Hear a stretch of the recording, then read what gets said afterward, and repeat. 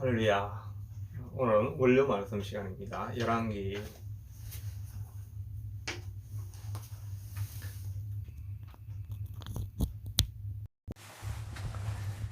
열왕기상 4장 1절부터 6절까지 있는 말씀입니다. 열왕기상 4장 1절부터 6절까지 있는 말씀입니다.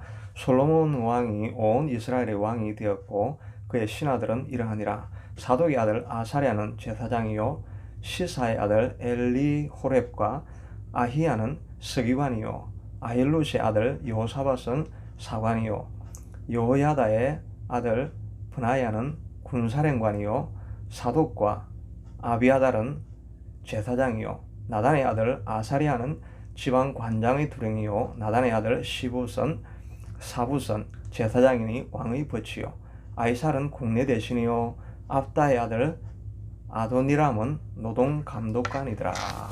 아멘.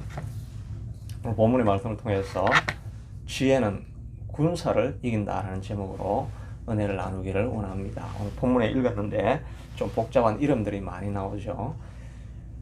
3장에서는 솔로몬이 기브온 산당에서 하나님 앞에 기도하였을 때 하나님, 내가 이 백성을 다스릴 지혜를 주시옵소서라고 하니까 자기의 영광을 구하지도 아니하고 부도 구하지도 아니하고 또 권세를 구하지 아니하고 백성을 다스릴 지혜를 달라고 하는 이 기도가 하나님의 마음에 너무나 흡족하였기 때문에 지혜뿐만 아니라 모든 영광과 존귀와 부와 명예를 내가 너에게 허락해 주겠다 하는 내용이 3장에 있는 내용이었죠. 그 지혜를 받고 나서 이 솔로몬이 나라를 어떻게 이제 조직하는가 하는 이 나라 조직 개편에 대한 내용이 오늘 4장에 나와 있는 내용 전체라고 이렇게 할 수가 있습니다.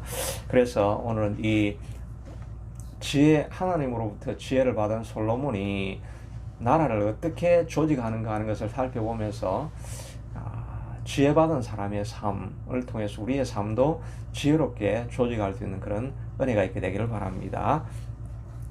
보면은 1절에 보면 2절에 보면 그들의 신하는 이러하니라. 사독의 아들 아사랴는 제사장이요. 제사장을 맨 먼저 기록을 하고 있죠. 그리고 나서 그 다음에 이제 군대 장관은 브나냐, 4절에 있죠. 브나냐는 군사령관이라 이렇게 이야기를 하고 있습니다. 그러니까 맨 먼저 제사장을 세워놓고 그 다음에 서기관, 그 다음에 기록관을 세워놓고 그 다음에 군대 장관을 이렇게 세우는 것을 보게 됩니다. 그리고 그 다음에는 세금 관리하는 자, 공세를 받는 자를 이렇게 기록해 놓고 있습니다. 그리고 나서 이제 뒤로 넘어가면 7절에 보면 솔로몬이 온 이스라엘에 12지방 관장을 세웠다라고 이야기를 하고 있습니다.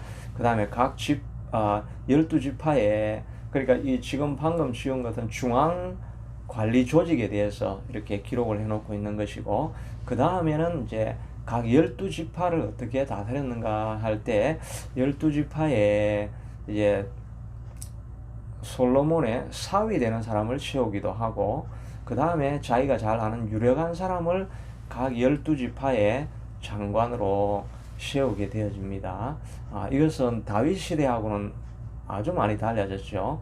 다윗 시대는 하나님께서 말씀하신 것처럼 그냥 12 이제 지파의 장이 그 각 지파의 지역에 다스리는 자였습니다. 그런데 솔로몬은 자기가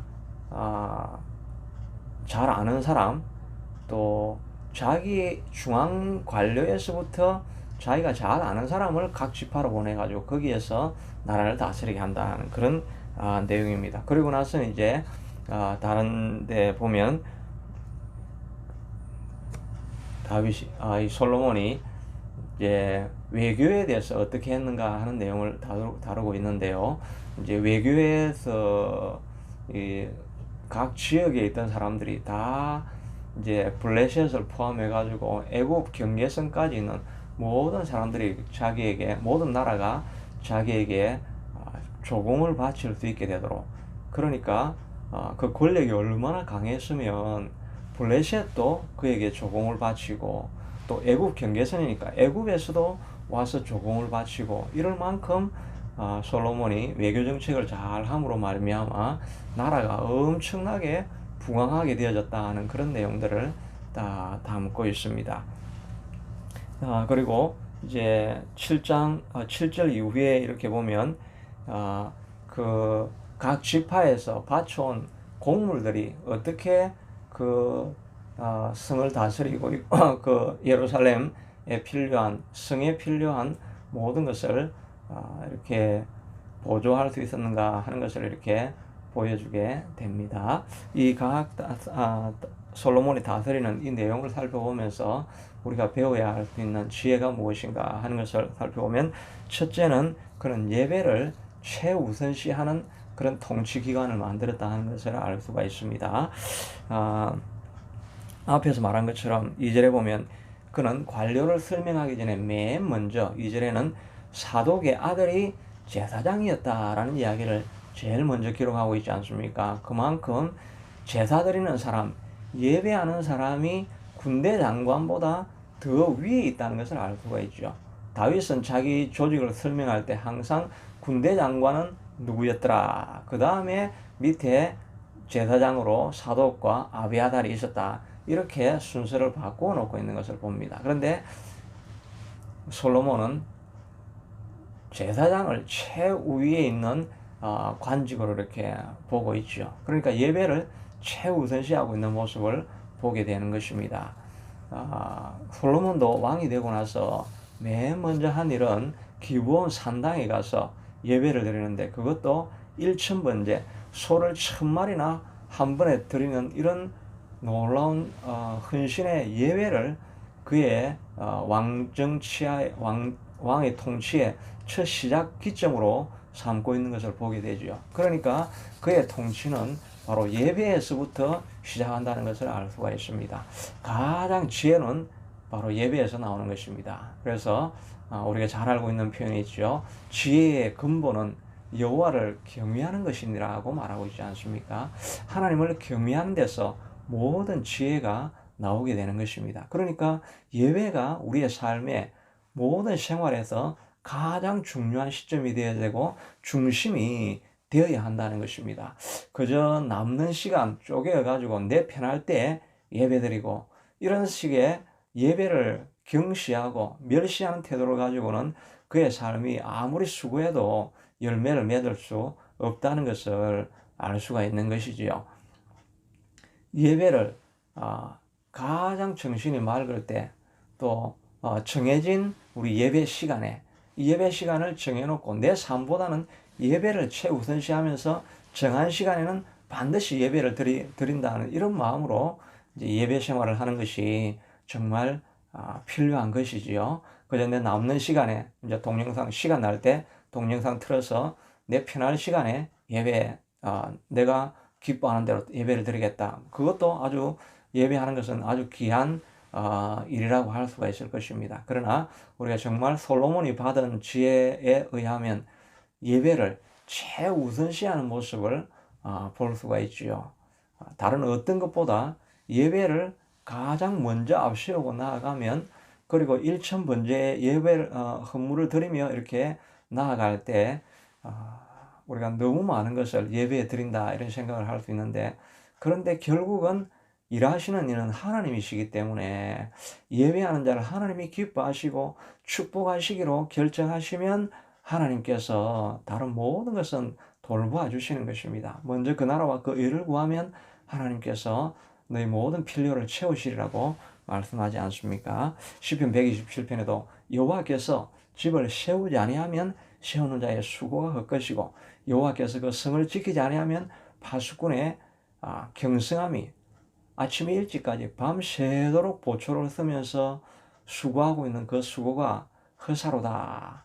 그러므로 너희가 일찍 일어나며 늦게 누우며 수고의 떡을 먹음이 헛되도다, 이렇게 말하고 있지 않습니까?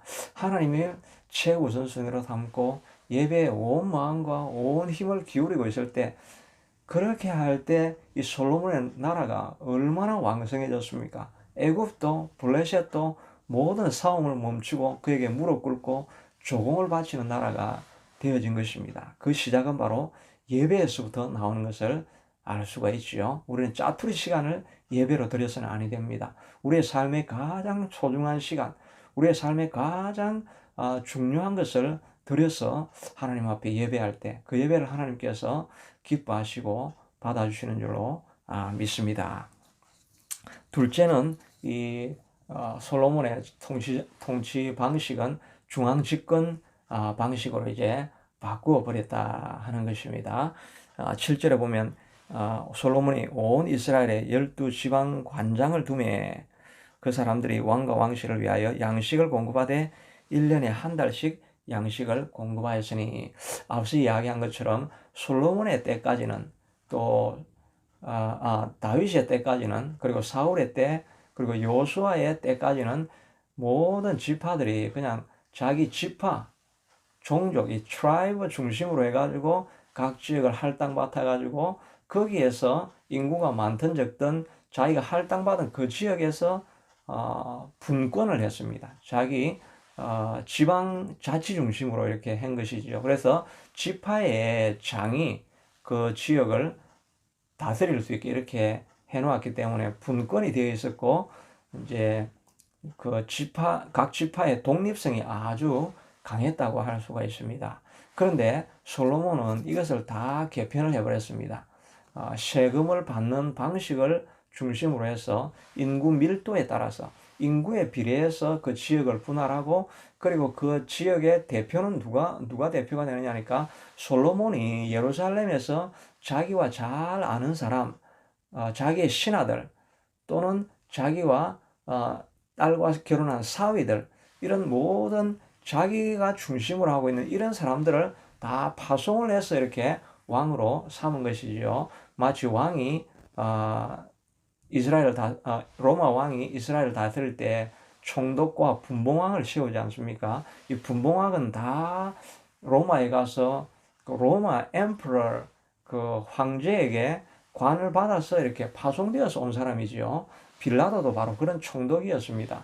이렇게 로마가 중앙집권이었던 것처럼 이 솔로몬의 나라도 이렇게 중앙집권으로 해서 솔로몬의 이렇게 친밀한 사람들이 거기에 다 갔습니다. 그러니까 이 사람들이 반란을 절대 일으킬 수가 없지요. 솔로몬이 한마디만 하면 뭐 이의를 제기하거나 반기를 드는 사람이 없이 솔로몬이 하는 말에 그냥 그대로 딱 받아가지고 일사불란하게 그 말을 전달해 버립니다. 그러니까 뭐 이렇게 저렇게 말이 많거나 뭐 이런 게 없죠. 솔로몬이 내가 이렇게 하겠다 이렇게 하면 그냥 편지만 쫙 보내면 각 지파들이 딱 알아서 이제 하게 되어지고, 세금은 이 각 지파에 흩어져 있던 이 장들이 세금을 다 받아가지고 중앙으로 무조건 보내는 것에 대해서 절대 아까운 마음이 없었죠. 다 솔로몬의 신하들이니까.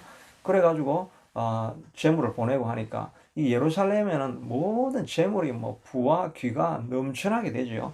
그래서 7절 이후에 보면 이 지역에서 하루 동안 예루살렘 성에서 먹었던 음식에 대해서 나옵니다. 소가 10마리, 뭐 나귀가 얼마, 또 고운 가루, 또 하단 가루, 뭐 이런 것들이 얼마나 많이 이렇게 소모가 되는지 이런 이야기를 하게 되니까 이 예루살렘 성 안에는 온갖 부가 막 흘러 넘쳐나게 되는 것입니다. 그리고 각 외국에서 가져오는 조공들까지 넘쳐나게 되어진 것입니다. 그러니까 이와 같이 솔로몬이 정말 지혜롭게 되어지니까 이 조직을 확실하게 개편해 놓으니까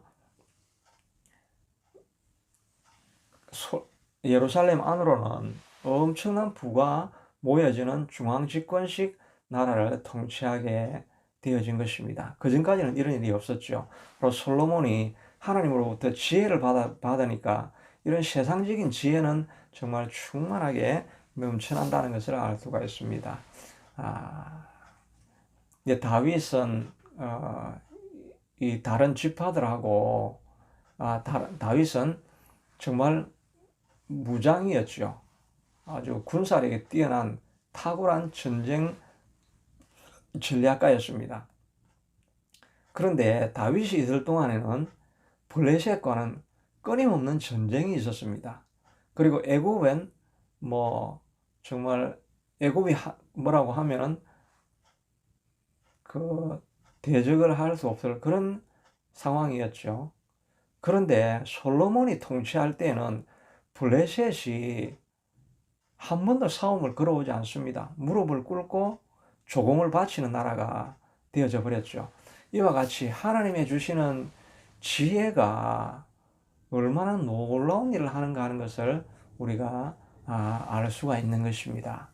우리의 삶도 우리가 수고하기 전에 앞서 이야기했던 것처럼 하나님 앞에 예배하기를 기뻐하고 예배를 최중심에 두고 하나님의 은혜와 하나님의 지혜를 구하는 예배하며 나아갈 때 하나님의 부어주시는 은혜가 다윗의 그런 용맹한 싸움으로부터 얻을 수 있는 것보다 훨씬 많은 것을 얻을 수 있다는 것을 알 수가 있죠. 우리가 이 믿음을 저도 가질 수 있기를 바랍니다. 예배가 가장 귀한 것이다. 예배가 우리의 삶의 모든 필요한 것을 공급해 주시는 것이다. 하나님을 기쁘시게 하는 것이 우리의 삶을 가장 부유하게 만드는 길이다 하는 것을 우리가 고백할 수 있어야 할 것입니다. 그러나 또 한 가지 우리가 경계해야 될 것은 솔로몬에게 이렇게 많은 부와 귀가 넘쳐났을 때 결국은 솔로몬이 부패하고 마지막에는 다른 우상들을 섬기는 자리로까지 나아가지 않았습니까? 그러니까 우리가 진정한 우리가 솔로몬이 이 땅을 통치하는 방식은 지혜롭다고 하지만 그의 삶의 인생의 영혼을 추구한 그의 삶의 지혜에 있어서는 그가 어리석었다고 할 수가 있을 것입니다. 그러므로 우리가 부와 귀를 위해서 또 하나님이 지혜를 주셔서 얻게 되어질 때 가장 지혜로운 삶은 하나님 앞에 돌려드리고 또 하나님을 향한 영적인 지혜가 넘쳐나는 것이 가장 복된 삶이라고 할 수가 있을 것입니다.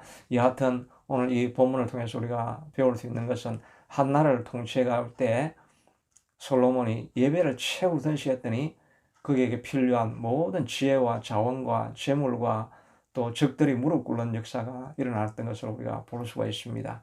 우리도 우리의 삶이, 우리의 가정이, 교회가, 개인의 삶이 하나님 안에서 온전하게 서기를 원한다고 한다면 우리가 최우선시해야 될 것은 바로 예배하는 삶일 것입니다. 하나님을 기쁘시게 하는 삶일 것입니다. 이런 삶을 살아들여서 하나님 안에서 승리하는 저와 여러분이 되기를 축복합니다. 자비하신 아버지 하나님, 어린 솔로몬이었지만 나라를 다윗 때보다 더욱더 형통한 길로 인도에 가는